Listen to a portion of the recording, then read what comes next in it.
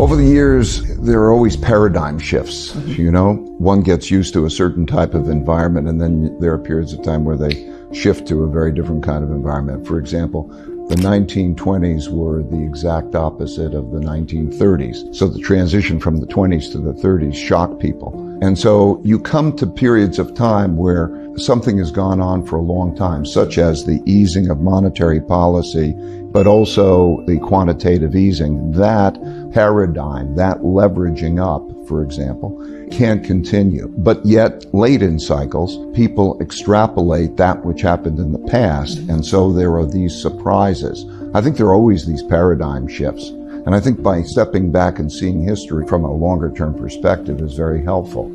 I think the Fed made a mistake, and I think the Fed understands that it made a mistake in assuming that this is a normal cycle. And what they thought was if you pick up growth and lower unemployment, you're going to produce inflation. We're living in a different world now for various reasons, a world of a lot of excess capacity, a world of digitalization and so on, in which that's not the big thing. The big thing is the fact that we're approaching an end of the power of central banks to stimulate. So the big thing is that we have a very big asymmetric risk. If the economy turns down, and we're late in the cycle, so a downturn will come, there's a lack of ability by central banks to be able to be stimulative and to reverse that. And that's happening at a time where there's great wealth polarity. So if the left and the right, or the rich and the poor, are at each other's throats at this time, and this is when times are good, imagine what it's going to be like when we have a downturn and there's an inability of central banks to respond to that. So that shift in Fed policy, which came at the end of the year, was necessitated by these weakening conditions around the world. I think the key is us staying on top of these changes that we're talking about and responding to them. First of all, I think every portfolio should have the right amount of diversification in it. Gold is an important portfolio diversifier. However, let me be clear, I don't think anyone should have a concentrated portfolio now, okay? So people can hone in on one comment I'm making. I think that the notion of creating a balanced portfolio is the most important thing that they can do right now, because wealth can't so much be destroyed as it can be shifted. And so the world right now largely looks, to me, leverage long. In other words, there's been a lot of borrowing to buy assets, to buy companies. Companies have borrowed money to buy their equities back and so on. That whole move of leverage long is where the market is. I think there's a vulnerability, what I'm saying is, to that kind of a portfolio, and that gold is one of the items that can diversify that. I believe it always should be a certain part of a portfolio because there's a certain environment that it diversifies the portfolio well, and a certain environment to worry about. I also think that that environment is riskier, more likely, recently, now. And that environment is one in which it becomes very difficult to stimulate the economy, and there's a desire to depreciate the value of currencies. Now think about a bond is really the currency. So when one owns a bond, or one owns a debt instrument, one is paid a pile of currency over a period of time. When there are a lot of obligations like that, a lot of debt, or even unfunded obligations like pension obligations or healthcare obligations that the world has, a lot of obligations, and there's not an effective monetary policy to lower interest rates and stimulate, as we're talking about, there needs to be the printing of money, the running larger deficits. We're going to come into an environment, I think, in which there are going to be larger deficits that are increasingly monetized. And in that kind of an environment, the currencies are depreciated.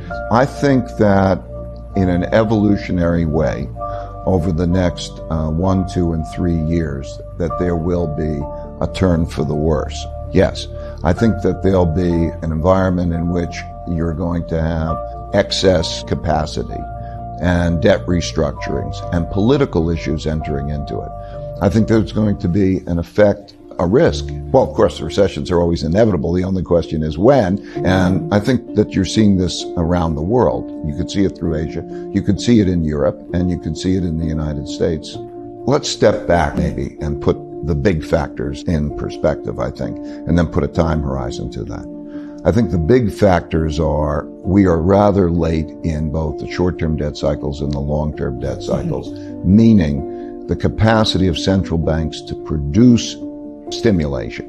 It can be measured by their ability to lower interest rates significantly and do quantitative easing and have that purchased. We have a problem there. Okay, that's a big thing, but it's not an immediate problem. It's a problem that is going to come in the next 1 or 2 years. You're seeing it in Europe, you see it in Japan, and to some extent you're seeing it in the United States. In addition, we have the wealth gap. And with that wealth gap, we have the classic political conflict, very much like the 1930s, in which that means that there's greater polarity, greater extremes in both of those. And that will play a role, because if you change policies, you will have a big effect. For example, when we cut the corporate taxes, that puts stocks up because after taxes you get more, so you pay more for your stocks. That'll change. So we have this polarity, very much like the 1930s, an inability to stimulate in the same way, and a polarity. In addition, we have China as an emerging country challenging the United States as an established country. And that creates a theme. That creates a protectionist type of environment, very much like the 1930s. And it also has implications in terms of all sorts of conflict and, frankly, sand in the gears of the efficiency of the economy. For example, the supply lines. In other words, we built an economy in which there was interdependency and efficiency coming from supply lines working in a certain way. Now, as we enter this environment of conflict, there needs to be, for personal security, for the security of the countries, there is a move toward independence. The United States says, I don't want your technologies. And China says, I can't depend on you giving me your technologies. And that changes, that separation changes the nature of the dynamic, which is also an economic influence. Those influences are very similar, as I say, to the late 1930s. They will be dominant. They are evolutionary influences, but they'll play out over the next 1, 2, 3 years, I think, in creating a paradigm shift. The world we're going to be in is a very different world than the world we were in. The world we were in started in 2008 and had to do with central banks printing money and stimulating, and that is reaching its limit. And that's why I think we're going to see a paradigm shift. So what do you mean by a depression? Okay. Something like happened in the 1930s. So just to repeat, 1929 to 1932, there was a fall in the economy and a very double-digit unemployment rates and a magnitude of fall in the economy like about 10%. Do I think we're in that? Yes. How was that dealt with? 1933. What they did is they printed a lot of money.